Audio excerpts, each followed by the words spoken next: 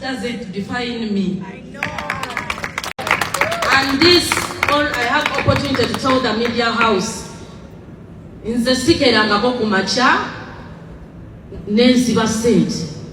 He was my husband, a man who dated a young girl of 19 years. Embezzlement is not theft. That's why I want you to differentiate between embezzlement and theft. It was embezzlement. It means I had a registered company, Davishan, which meant David and Shanita.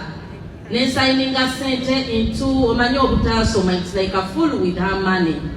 They used me and I accepted. So njagala okuyamba the young generation yeyo, and it breaks me down. Okulaba nti abakyala bali ku media n'abalala balwanisa nnyo eno cause. Bingi naye byonna mbikola lw'abakyala ate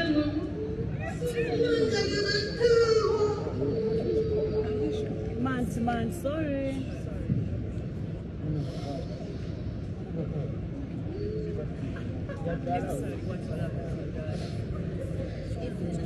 Evelyn.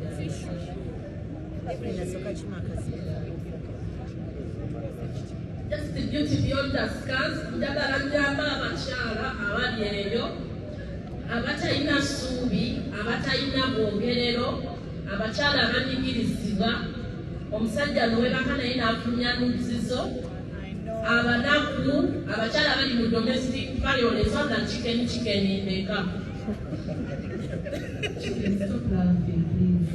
So enough webere numa that in this journey, njitandika and a lot of you media houses, n'abalala you start bullying nemukube ekikulu. My past doesn't define me. I know. Beautiful ladies who are here to support women initiative. Oh my God. Oluzungu tujja mixinga.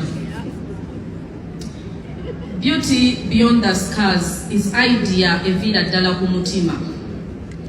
Beauty beyond the scars si idea ya nakyemalira. Behind it nakizuula nti abakyala abatalina bwogerero. If me, Bad Black, I'm a victim of rape 3 times. If me, Bad Black, and I have access on money, on good life and everything, I end up being a single mother of 4 children, and I have raised them. It came in my mind, what about a woman there without a voice?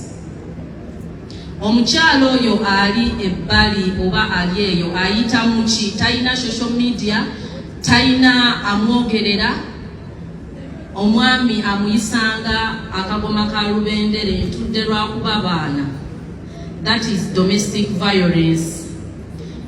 And about domestic violence, nalaba tata wange, stepfather, ng'akuba mama wange. That was around 1998. I went through a lot. Nawandika proposal nigenda ku chatting bine nyambako n'oluzungu.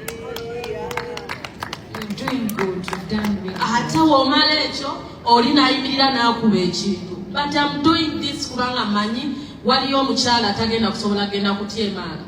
Bamuwe family planning. Ali eyo omukyalo. Nengamba kandeete maama ayina ebitongole bya counseling. Omukyala alemedde ew'omusajja amukuba.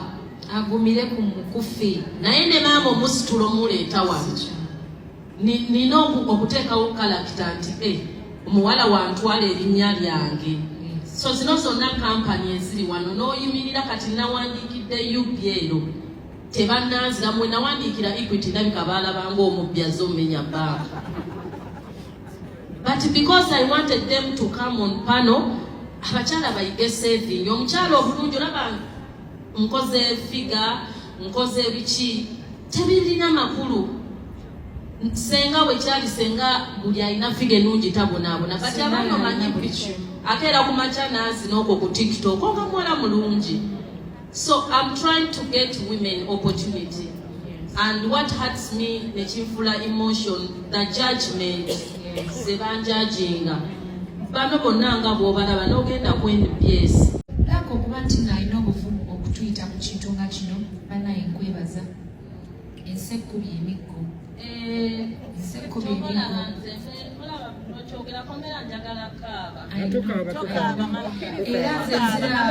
Sorry, Mama, sorry.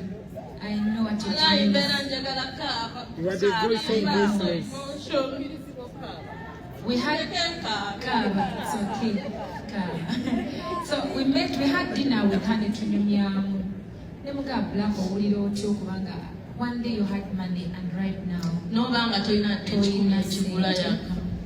Atenga n'emikwano gye walina bonna wabakolera ebirungi andanomu the black kunze ekyo kintu nkiyigiramu and I've learned that from her because natandika omuwulira way back nga tukyasoma nga naffe tukwegomba but of course we almost 8 years here. so I could not get to you naye tuli ku same panel nze ssanyu lyange okuba nti no I'm learning from you era kino kitwale ng'ekyokuyiga black okuba nti atoyabulizza n'atubbirako okubyayiseemu abakyala bali eyo tukifune ng'ekyokulabirako tukiyigiremu